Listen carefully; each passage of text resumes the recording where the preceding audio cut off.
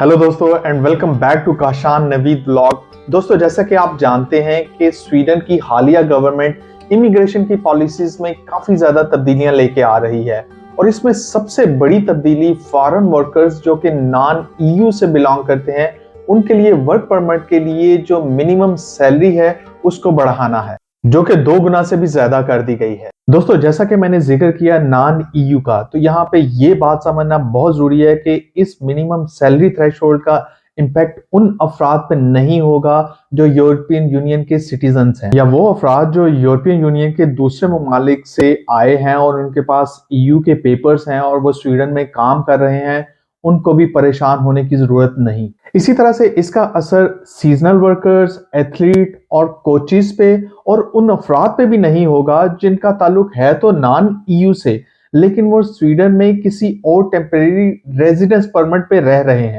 अब देखते हैं कि स्वीडिश गवर्नमेंट ने वर्क परमिट के लिए कम से कम कितनी तनख्वाह रखी है और इसका मकसद क्या है। दोस्तों, जैसा कि आप सभी जानते हैं कि स्वीडन में वर्क परमिट के लिए जो कम से कम सैलरी थी वो 13,000 स्वीडिश क्रोन थी, जिसको बढ़ाकर 1 मई 2023 को 26,560 कर दिया गया, यानी कि 26,560 कर दिया गया।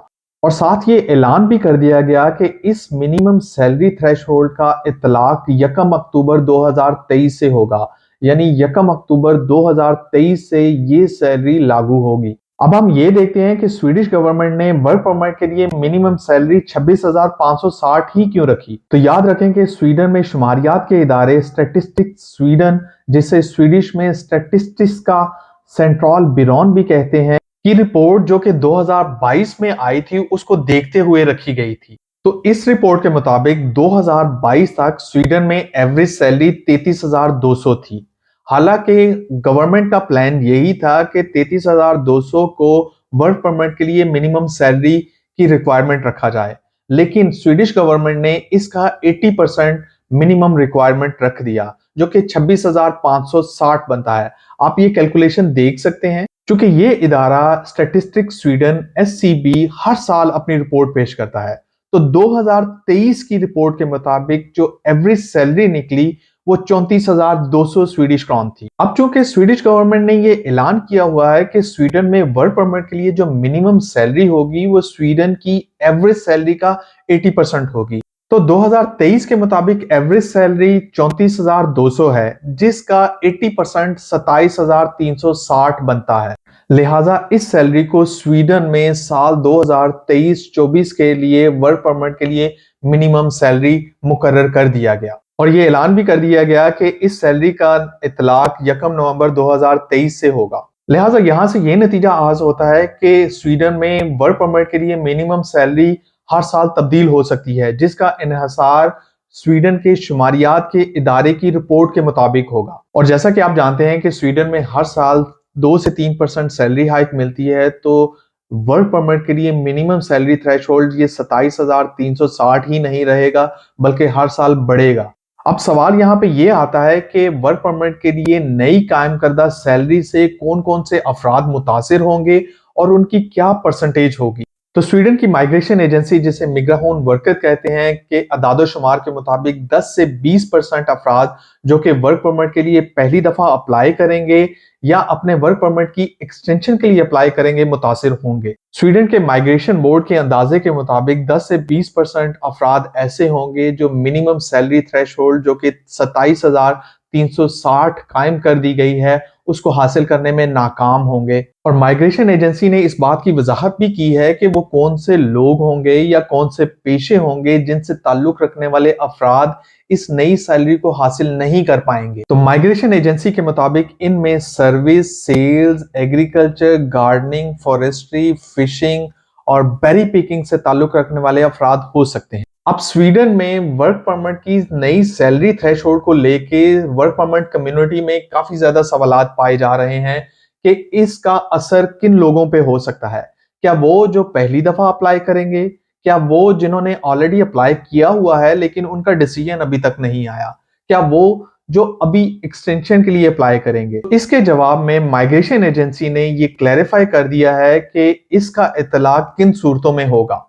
पहले नंबर पर तो वो अफराद जो पहली दफा वर्क परमिट अप्लाई करेंगे उन पे इस सैलरी थ्रेशोल्ड का इतलाक होगा। दूसरा वो अफराद जिन्होंने ऑलरेडी वर्क परमिट अप्लाई किया हुआ है 13,000 सैलरी को लेके और उनका डिसीजन 1 नवंबर 2023 से पहले नहीं आता, तो उनको भी 27,360 सैलरी शो करना होगी। तीसरे नंबर पर वो अफराद आते हैं जिनके पास ऑलरेडी वर्क परमिट है और वो एक्सटेंशन के लिए जब अप्लाई करेंगे तो उन पे एक्सटेंशन के टाइम पे नई सैलरी थ्रेशोल्ड का इतलाक होगा। यहाँ एक और कंफ्यूजन भी है कि अगर किसी के पास ऑलरेडी वर्क परमिट है और उसने एक्सटेंशन के लिए अप्लाई करना है तो उसे क्या मीनवाइल इस सैलरी को मेंटेन करना होगा? नहीं। लेट्स सपोज किसी दोस्त को वर्क परमिट मिला है जनवरी 2023 में।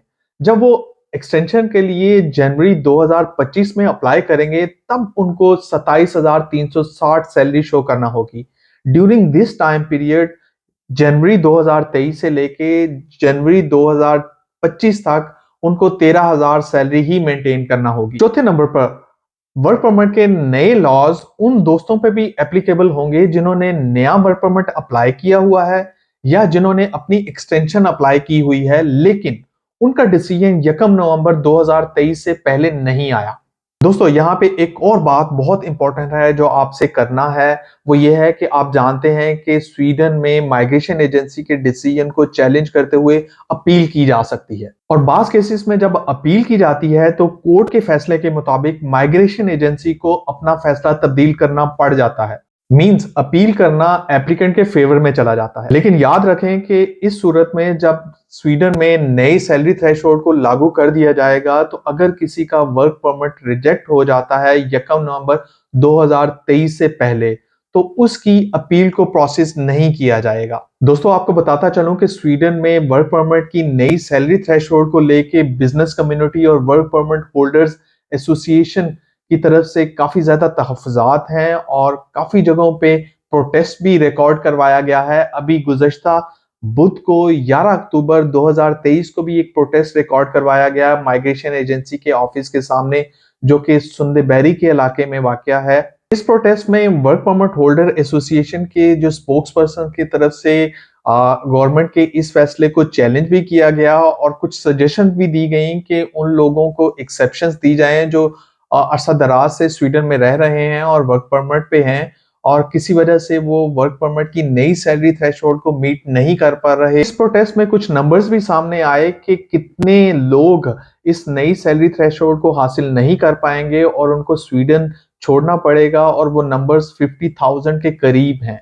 तो दोस्तों ये कुछ अपडेट्स थी स्वीडन में वर्क परमिट से मुतालिक। उम्मीद है आपके जहनों में कुछ जो डाउट्स थे या कोई क्वेश्चंस थे उनको मैंने आइडेंटिफाई किया है। अगर फिर भी कोई क्वेश्चन रह गया है जिसको मैं कवर नहीं कर पाया इस वीडियो में तो आप मुझे कमेंट कर सकते हैं, मैं आपको उसका आंसर देने की कोशिश करूंगा। उम्मीद है आज की वीडियो आपको अच्छी लगी होगी। अगर अच्छी लगी है, आपके लिए एक इंफॉर्मेटिव वीडियो है तो इस वीडियो को लाइक कीजिएगा, अपने दोस्तों के साथ शेयर कीजिएगा। फिर मुलाकात होती है एक नई वीडियो के साथ और एक नए टॉपिक के साथ। तब तक के लिए खुदा हाफिज।